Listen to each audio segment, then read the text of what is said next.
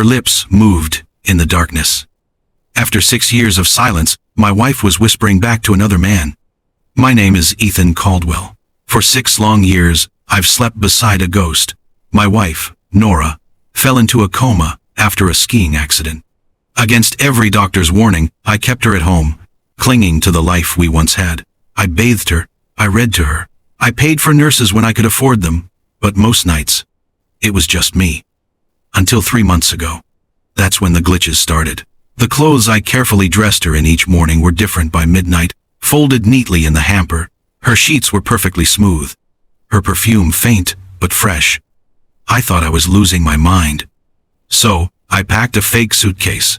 I kissed Nora on the forehead, told the staff I was flying to Chicago, and waited 2 blocks away in my car until midnight. Then, I crept back to the side of the house, heart pounding, and looked through the bedroom window. What I saw shattered whatever grief I had left. A man, tall and familiar, stood beside her bed, whispering into her ear. And Nora? Her lips were moving in response. I couldn't breathe, not because she moved, but because I recognized the man. It was Nathan Crowe, Nora's physical therapist. He'd been on her recovery team since the beginning. Polite, professional, the kind of man you don't notice. Until now.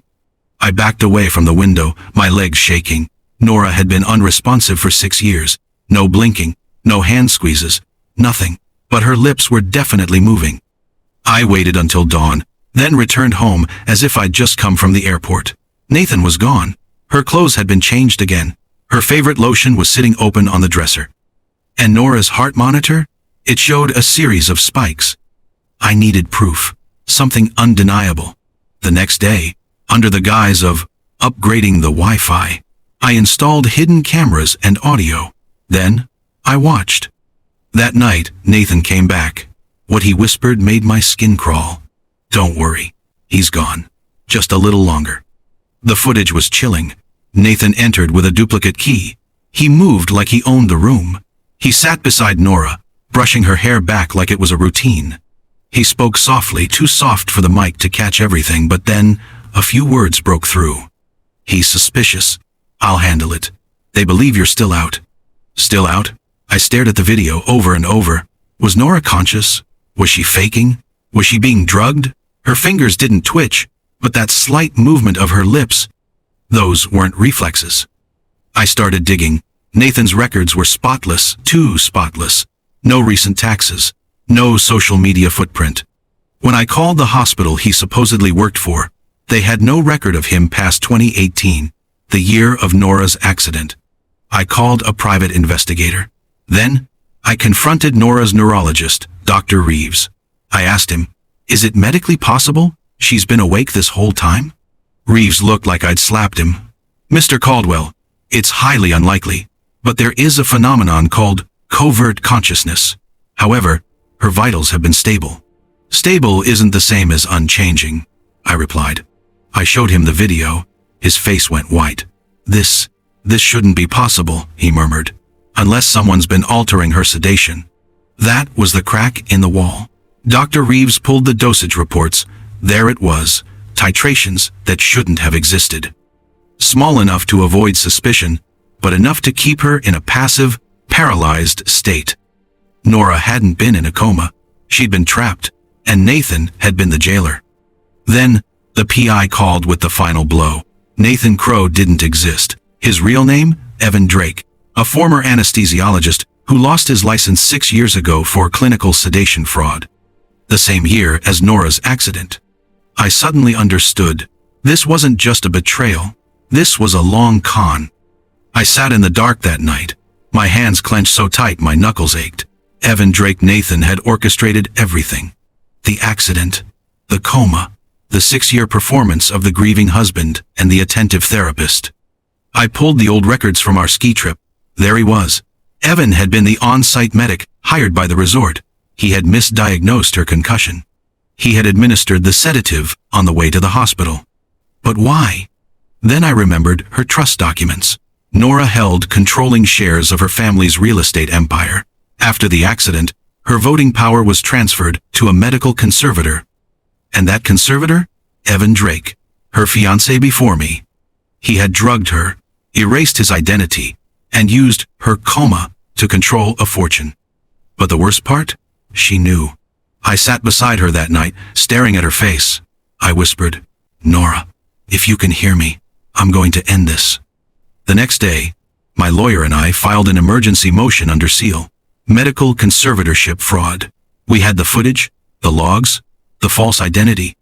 That night, Evan came again, but this time, I was waiting in the shadows. When I stepped out, his face froze. "Ethan, I know everything," I said. He reached into his coat. I hit the panic button on my phone. Within seconds, the security team I'd hired flooded the room. They tackled him in the foyer. But before they dragged him out, I asked him one thing. "Did she ever stop loving you?" Evan didn't flinch. He looked me dead in the eye and said, "She never stopped. Not after the accident. Not after the wedding. Not even now." His words were like poison.